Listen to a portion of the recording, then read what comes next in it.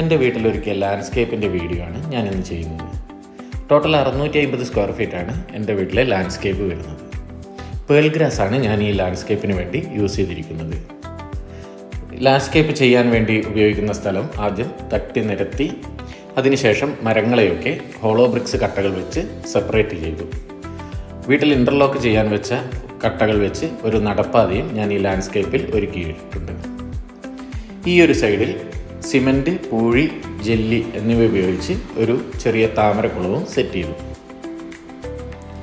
അതിന് Asian പെയിൻറ്റ്സിൻ്റെ blue colour paint വാങ്ങിയടിച്ചു. മുകളിൽ ഒരു നെറ്റും വിരിച്ചു. ഇവിടെ ഒരു ചെത്തി ഉണ്ടായിരുന്നു.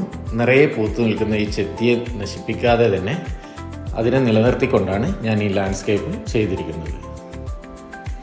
താമരക്കുളം ഇതുപോലെയായിട്ടുണ്ട്. എൻ്റെ ചാനൽ ഇഷ്ടപ്പെട്ടാൽ സബ്സ്ക്രൈബ് ചെയ്യാൻ മറക്കല്ലേ.